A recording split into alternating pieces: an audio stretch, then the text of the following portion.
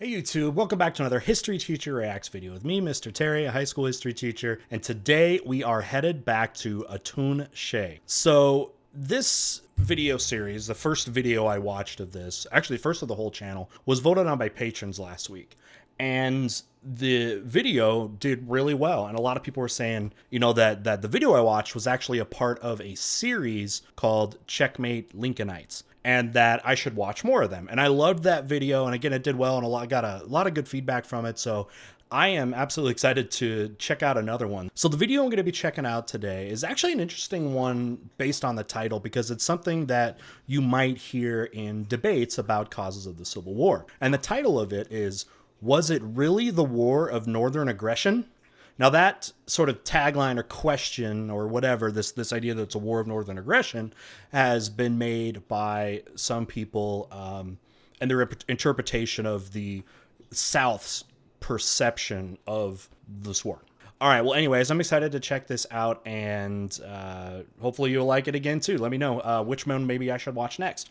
All right, so the original video link is down below. Make sure you support Atun-Shei. Hope I'm saying that right. I think somebody corrected me properly.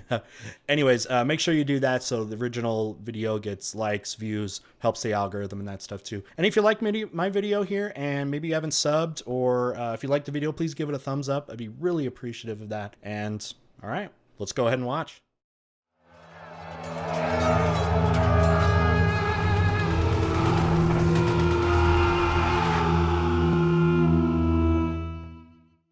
I even brought back the Lincoln fighting a bear for some reason shirt that I have from the other video that I watched from this series.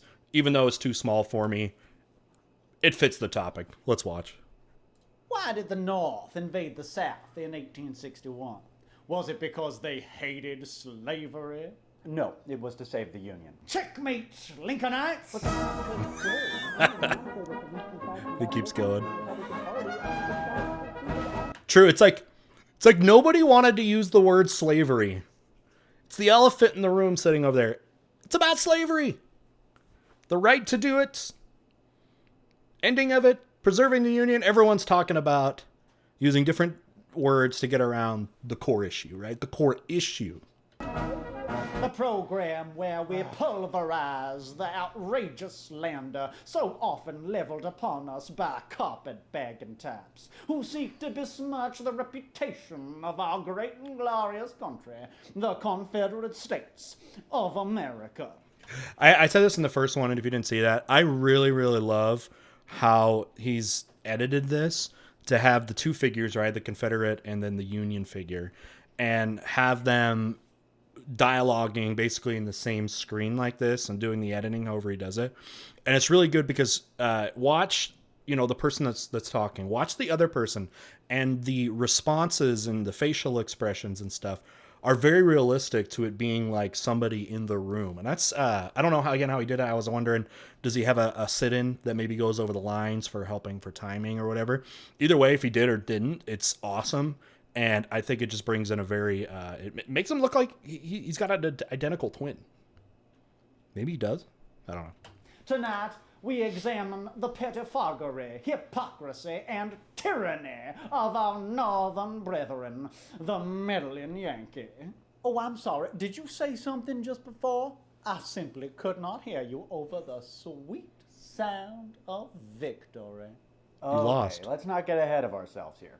Just because abolition wasn't a primary Northern war aim doesn't change the fact that the South unequivocally seceded to preserve slavery. South Carolina, for example. South Carolina seeked succession from Okay. So one of the things I loved about the first episode, or that I watched, was he would put in these YouTube comments, and so many of them that he put were just kind of funny because they were totally poorly written. Bad grammar, and just the points sometimes were out there, and kind of making fun of him, I guess. But I'm hoping to see more of that. And if the only ones they did was from the Southern perspective, and it just made the arguments look dumb. So we'll see again if how this worked, or if they are more legitimate commentary. first for reasons that are debated upon. Slavery. Debated upon, what was Lincoln's reaction? Violate constitutional law and did multiple acts of war against a state that by law should have been able to secession from the Union. In response to the actions of the president, which was tyrannical. Dude, South Carolina seceded before Lincoln was even inaugurated. That's true. He, so election of 1860, right? Big problem for the South was that the South was not unified in any candidate, and they ended up splitting votes among multiple candidates, which is a big reason why Lincoln won. Lincoln did not do well, actually, in that election, that 1860 election, when you look at total votes and things like that. But since the South was so divided in their parties, that it basically gave Lincoln the victory that way. But yeah, just based on the election, states started seceding, and South Carolina was the first one, and a handful of other ones seceded before he was even inaugurated. And even during the campaign, his campaigning trail and his platform saying that he was not going to abolish slavery. He just didn't want it to spread, but said he wasn't going to abolish it. But many Southern voters did not trust that. Jefferson Davis was sworn in as president a full 6 days before Lincoln was. In any event, slavery was never at the forefront of the Union reason for fighting. Most Southern states and generals joined the CSA after Lincoln, without approval from Congress, raised an army of 75,000 to invade the South. Which he did on April 15th, 1861, right after the attack on Fort Sumter. Yeah, not before. Timeline is so important for all of this stuff, and people don't often look at it. It's really important to look at the timeline of the campaign and the pre-election, and then into when fighting actually started, like with the attack on Fort Sumter. You got to look at that, because if you don't see the timelines, then it can change a lot of kind of lines of reasoning for these causes. The 4 states that were still holding out for a compromise in the spring of '61. The North was the only party calling for troops. As Virginia Governor Fletcher said, "You have chosen to inaugurate civil war." The Southern states never had any intention of invading the North. We didn't need to. True. Yeah, I mean, that's true. The war was a war of defense for the South. It was a war of defense, right? Now, yes, in the war, they did cross those lines and those state borders, but that wasn't until later. But yeah, it was more of a defense thing. Anyway, also, if you didn't know, too, another important thing to realize is that not all states that allowed slavery necessarily seceded, meaning pulled away from the United States and joined the Confederacy. Not all of them did that, which is why, and maybe they'll get to this, but the Emancipation Proclamation, which Abraham has been leaning for about freeing slaves, only said it freed slaves in states that are in open rebellion against the United States. Probably a political maneuver to basically not those slave states that were still on the fence. If you make it about slavery, then they might join the South. So it was kind of intended, it seemed like, to keep those slave states that hadn't seceded out away from joining the South. Know what the seceded states were up to for the 4 months before Fort Sumter? Chilling, yearning for freedom from Yankee tyranny. Well, not quite. January 4th, 1861. Anticipating Alabama's immediate secession, Governor A.B. Moore ordered the state militia to seize federal property at Mount Vernon Arsenal, Fort Morgan, and Fort Gaines, effectively putting Mobile Bay in Confederate control. January 6th, a group of armed men barged into the Age of Empires at Apalachicola, Florida, and demanded the keys to the armory. January 10th, weeks before Louisiana's secession, state militia seized the U.S. arsenal at Baton Rouge on orders from the governor. The following day, they seized Forts Jackson and St. Philip, which guarded the mouth of the Mississippi. January 13th, armed Mississippians took forcible control. All right, we get the point. And hopefully the South guy, January 24th, Confederate guy, gets the militia point. seized the Augusta Arsenal. February 8th, acting on orders from the governor, Arkansas militia volunteers seized the federal arsenal at Little Rock and escorted federal troops across state lines. March 6th, the Provisional Confederate Congress authorized President Davis to raise an army of 100,000 Look at all this stuff men happening for 12 already. months service. April 12th, South Carolina militia fired on Fort Sumter. April 15th, President Lincoln called for 75,000 volunteers for 3 months service to suppress the rebellion. That's a lot of events leading up to what they say is basically the creation of the Union Army. Call me crazy, but all I see is Southern aggression. You yellow-bellied horse thief!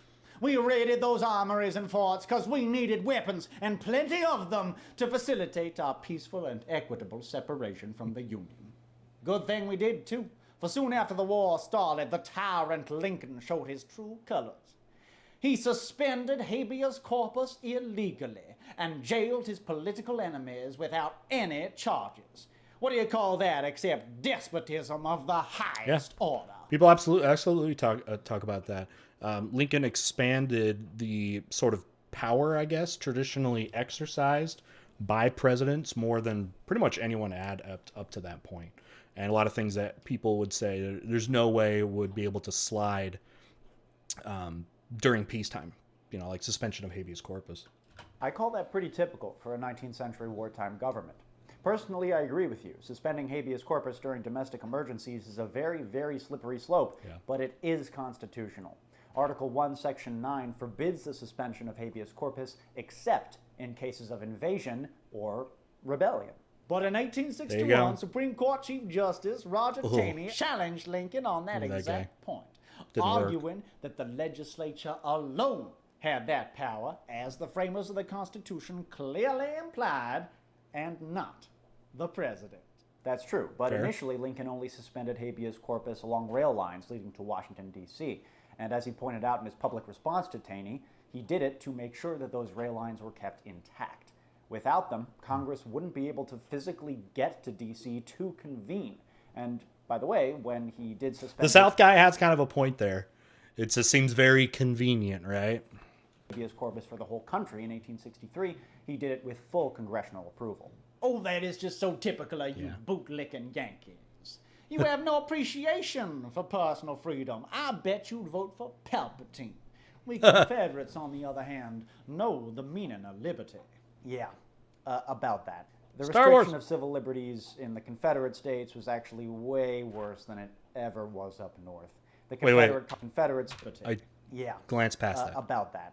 The restriction of civil liberties in the Confederate States was actually way worse than it ever was up north. The Confederate Congress also suspended habeas corpus. Twice. Ooh. They passed the Alien Enemies Act, which allowed the government to arrest anyone who didn't declare themselves as a loyal citizen of the Confederacy. They passed the Sequestration Act, which allowed the government to seize private property. They forbade civilian travel, prohibited the sale of liquor, and most famously instituted an extremely unpopular Conscription Act, the first such draft in American history. Again, It's true. Like, there were a lot of people that were like, the South side was supposed to be one of limited government, virtually no national government, right?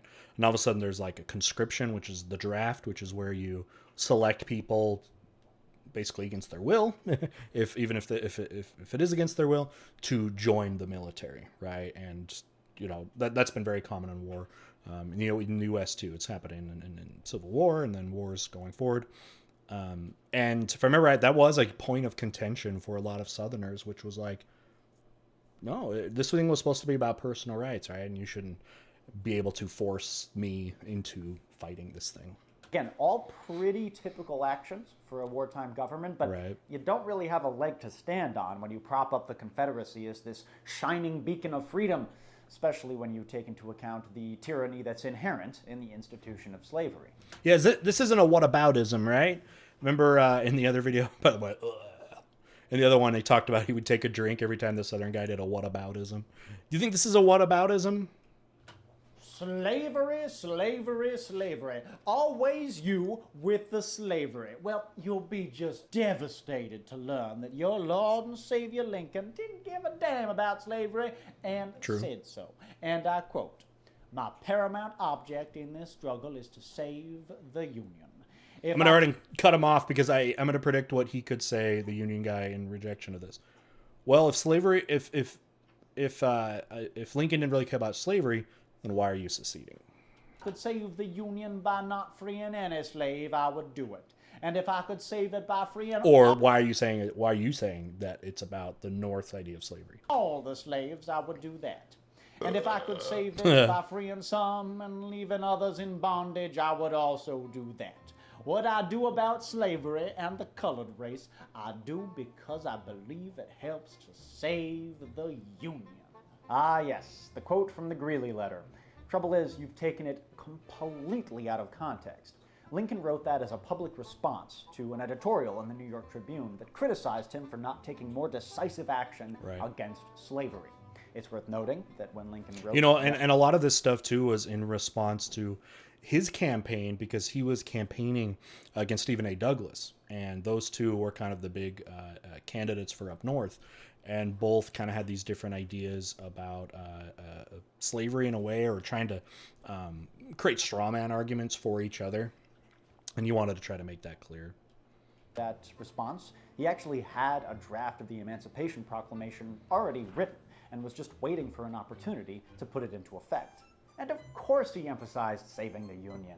Most of the North was intensely racist during the Civil War, and as president, Lincoln had to placate both white supremacists and ardent abolitionists. Exactly. Yeah, he had to play both. That's what he did, because he basically, like Douglas and stuff and others were like, this guy thinks that whites and blacks are equal, as this like derogatory thing to say about Lincoln. And he would be like, no, that's not what I'm saying at all. I am not advocating or saying that whites and blacks are equal or should be equal in society. I forget how he exactly did that.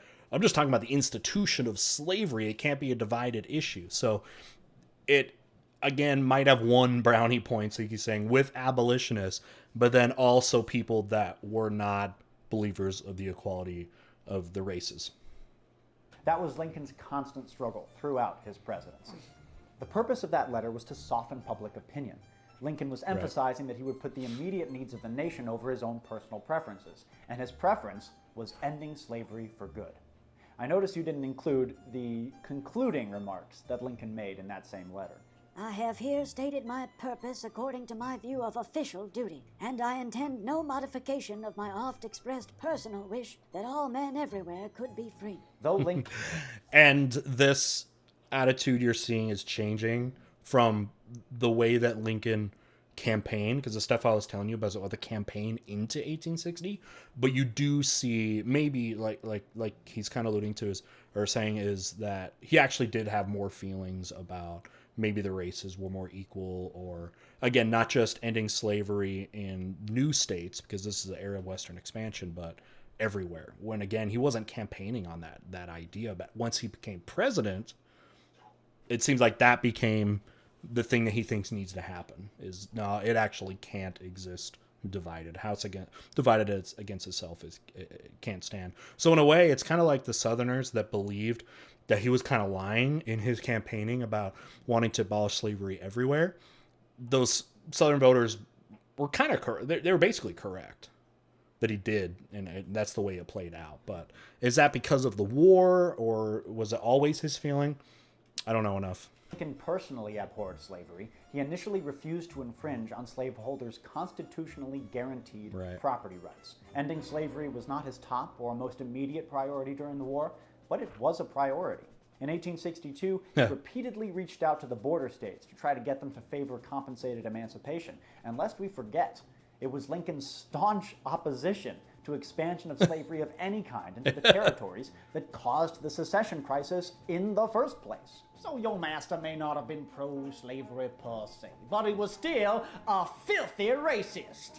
As he once said, I, as much as any other man, am in favor of having the superior position assigned to the white race. Yeah. And see that, going back, that look at that time, because again, timelines are very important. 1858 is not president yet. This is in the campaign trail. Of having the superior position assigned to the white race. Yes, he said that in the fourth debate with Stephen Douglas on September 18th, 1858.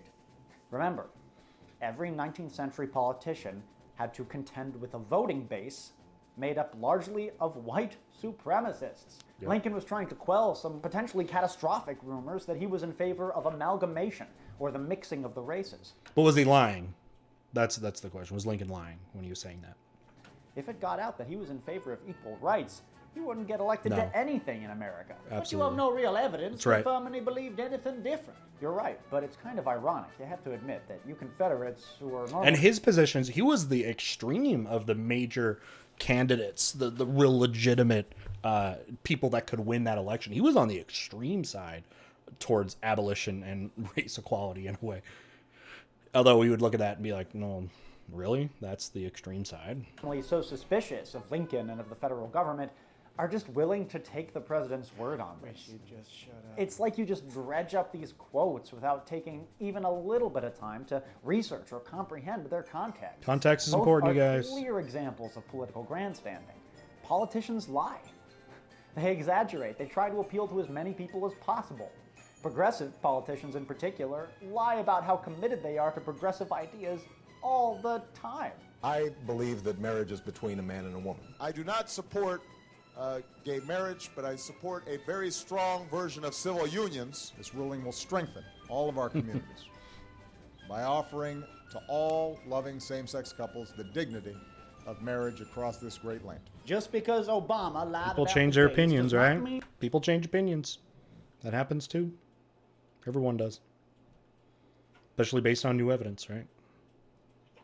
that Lincoln lied about Well, the that's a black. good thing. Fair enough. You know, many free staters wanted their territories to be whites-only havens. Oops, not supposed to talk about that. Yes, and speaking of Lincoln, throughout much of his political career, he was in favor of colonization, which would have entailed freeing American slaves and then sending them off to a colony in Africa. Which, yeah, yeesh. It was a proposed solution to the main argument against abolition at the time, which was that it would be impossible to integrate blacks into American society. And that's He's like, got him. horrifying, But at the time, that was a very anti-slavery position. Now, we can argue about whether to Yeah, judge I mean, when- you're talking about abolition of slavery and, like, send those slaves to Africa. None of those slaves were from Africa. You know, slavery had already been an institution for centuries. And then the logistics of it, of course, wouldn't be something. But it might make people happy to hear that sort of thing from a politician if you are more, again, on that side that is against integration or don't think it could be possible or something. Well, maybe we can move them somewhere else, right? Lincoln by the standards of racism in the 19th century or the standards of racism today. But the fact that he consistently fought against slavery is beyond dispute. So what if he did? It doesn't change the fact that after the Emancipation Proclamation made freeing the slaves a war aim, average Yankee soldiers deserted in the thousands. And that forced the United Yeah, States that is what people ought to say was really the official thing that basically said that this war is about slavery. It's like really the time it was discussed when the Emancipation Proclamation, again, freed the slaves in states of rebellion, not the ones that had not joined the South. But that's when a lot of people say it officially became about slavery. And that was into the war. That wasn't right at the beginning. to pass a conscription act of their own, which famously led to the New York City draft. What are the little one of numbers? ugliest Are there episodes references? in Civil War history? But focusing In the bottom purely left? on the undeniable white supremacy of Northerners during the war diminishes the significance of the sizable minority of abolitionists in the North. Now, it's important to differentiate here between an anti-slavery position and an abolitionist one. Sure. Most Northerners before the war were anti-slavery, but they either wanted to contain it and allow it to go extinct on its own, Right. or they wanted to gradually free the slaves. And some people thought it would, in a way, but it hadn't, because in the Constitution basically said that the import, by this time the importation of slaves is gone. It's ended constitutionally. It's part of the 3/5 compromise. You can look into that if you want to know more about it. But the importation of slaves was over. And it'd be hard to say, though, that you think it would just die out, because as long as slaves are seen, as long as it's chattel slavery, which means that they can be passed along as property, including their descendants, their children, then technically, yeah, slavery could persist. You wouldn't need new importation of new slaves. So I don't think it could die out on its own. Okay, containing it maybe meaning in all the new states that are being created out in the West, maybe you block that. But it wouldn't just die on its own, I wouldn't think. compensation to slave owners. Abolitionists took it a step further. They wanted to see the immediate, unconditional emancipation of all black Americans. Right. New England was the hotbed of abolition at the time and was home to its most famous and influential advocates. When John Brown's raid failed in 1859, John Brown. most Northerners viewed him as a lunatic. Look a that total guy up if you psycho. don't know John Brown. He was But nuts. abolitionists like Henry David Thoreau successfully changed public Hero of the opinion. abolitionist And movement, though, pretty but soon, nuts. Brown was being regarded as a martyr and a hero. It's in the song, right? John Brown's body lies moldering in the grave. John really don't Brown's have to give us body a lies performance, moldering Billy in Yank. the grave. John Brown's body lies moldering in the must grave, insist. but his Stop soul with that goes damn marching noise. on. Glory, glory, hallelujah. Shut up. Glory, Stop glory, singing. Stop that damn noise. hallelujah. Stop. Glory, Lord have glory, mercy. hallelujah. Shut up. And his Shut up. soul goes marching on. And by the end of the war, many Union soldiers did consider their cause to be abolitionist. This was mainly because of the large number of contraband slaves that would follow Union armies wherever they went. And these Yankee boys, many of whom had never been to the South in their lives, were being confronted by the horrifying realities of slavery for the very first time. Yeah. This hardened their hearts against Remember, the North and South are very different worlds. Very different worlds. Northerners didn't understand what slave life was like. It's not until you started to get more publicized documentation of it, like Frederick Douglass, which, you know, some of that stuff's going to start happening now, where the Northerners, again, didn't understand the full extent. that institution. And they said as much in their diaries and letters. Higher up, the logistical problems caused by this large number of escaped slaves forced commanders and politicians to take the idea of immediate abolitionism more seriously. So, by mid-war, freeing the slaves wasn't just a moral imperative, it was also a practical necessity. Well, you Yankees are just uncultured and Oh, basically great. miserable. That's the main difference between Wait, what? us. Uncultured and basically miserable. That's the main difference between us. As our glorious president, Jefferson Confederate Davis, once said PFP in guy. a speech at the Mississippi State Capitol. Our enemies are a traditionalist and a homeless race. All right, JD. From the time of Cromwell to the present moment, they have been disturbers of the peace of the world. Gathered together by Cromwell from the bogs and fens of the north of Ireland and of England, they commenced by disturbing the peace of their own country. They disturbed Holland, to which they fled, and they disturbed England upon their return. They persecuted Catholics in England, and they hung Quakers and witches in America. And clearly, the That doesn't make a apple good does not point fall at all. far from the tree. Oh, Pilgrim. oh! Thou art an He's unloved- talking down on the ancestry of America as a whole. He's talking about the Northerners, right? I think it's a pretty bad point, right?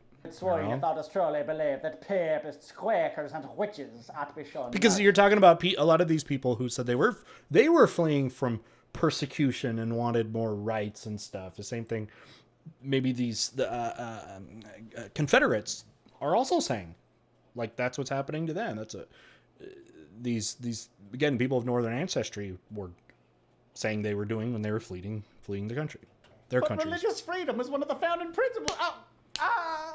The devil's tongue wags in thy mouth. Those who love the Lord must needs separate themselves entirely from the professors of heathen faiths. You know, that's not a bad point. Mixed communities are a Oh, no. disaster. Usually it's just one community getting to the top anyway. Communities are better kept separate, or at least totally homogeneous. This is straight out of That way KKK. they can preserve platform. their race, identity, and culture. Literally straight out Ever of it. noticed mixed communities look just like New York City and have What's no he doing? identity, It's happening. bastardizing anything unique.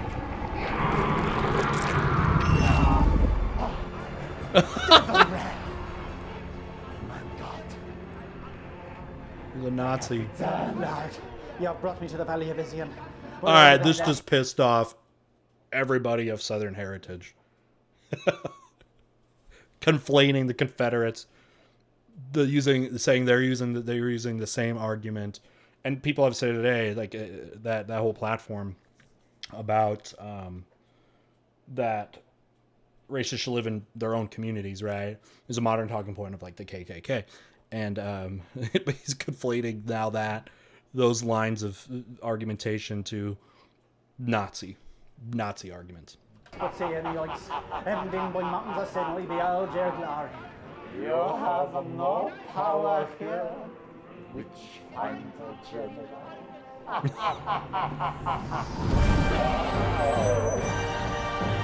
Bible or something. All those people use the Bible for justification for whatever it is they Body want. of Satan as poison is drawn from a wand. If I go, Johnny Rip dies. Saruman.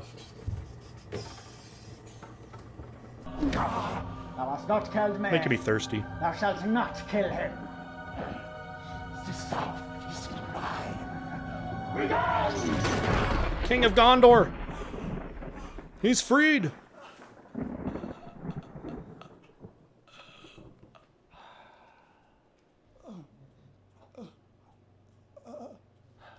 My work here is done. And we go back to the point I was making. All these different sides, like abolitionists, those protecting slavery and something, would always, pull out verses from the Bible and from whatever it is that they believe in, and use that. A lot of quote mining, right, where it's just you take things and ignore other things that may say something contradictory, and that was used heavily by, again, abolitionists and slavery protectors, saying that there's like biblical justification for these things.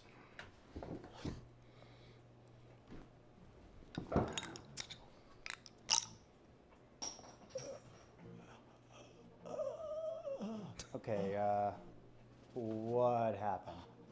Hey man, The pilgrim guy. Are you okay?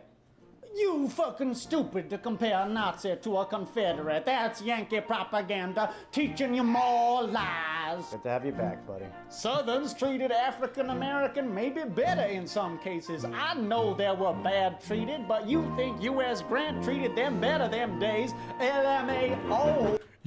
Okay. YouTube comments are so funny sometimes, especially the rage-inducing ones where it's like, this is a run-on sentence full of grammatical errors, and then just starts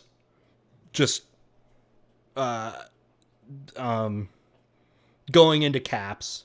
And I don't know if they're trolling or if people are doing that or whatever, and then it's just big run-on. Like, they're just like, they didn't even have time to punctuate and like think about what they're doing and organize. They just went and then put it on the keyboard. Checkmating. Checkmate Lincolnites. Checkmate Lincolnites. All right, let's break this down. All right, so again, this series is great. This Checkmate Lincolnites thing with this, I love the style of it. It's great. It is very funny. Obviously, it's very Union biased. It's taking that perspective, but they are bringing up and talking about legitimate arguments that were being made from both perspectives, from the Union side as well as the Confederate side. And if you are maybe not American and you haven't been learning about this stuff, you didn't learn about this stuff in your education, I think there are some useful things happening in here. The fact they are bringing up actual arguments that were used from the day, if you're interested in learning more about the American Civil War. But anyway, I love the style is very funny. It hits well. Great use of documentation and, again, points from history. They got quotes and, again, real arguments that you can cite and things like that. And one of the things I'm glad that is being kind of preached in here, and it was in this episode, was the idea of contextualization when talking about history. Just like I was saying, how people would say cherry pick verses from like the Bible to be pro or like anti-slavery. People do that in history when they especially look at speeches, laws, anything just documented really from history, and just taking those without any context. Context is so important. It's one of the big skills as a teacher that is emphasized for us to teach students, which is context. There are other historical thinking skills that go along, but one of the big ones is context. Okay, so if anything, take that away for sure. If as you continue to study history. All right, if you guys want to see more of these videos, you can definitely let me know, and I can hopefully get to them to get along with the other stuff that, of course, I want to check out. But if it's something, again, that is as popular as maybe that first one was, probably better chance we'll see more of it. All right, with that, the original video link is down below. Make sure you support this guy. I don't know his name, sorry, but he's awesome, what he's doing there. And give that a thumb up. Subscribe to it. Share it around. That really helps the content creators get noticed more in the algorithm and stuff like that. And if you liked what you saw here, and if you haven't yet, hit that thumbs up button. Helps out a lot too. Sub if you haven't. And yeah, thanks again just for watching. All right, and with that, we'll see you next time. Bye.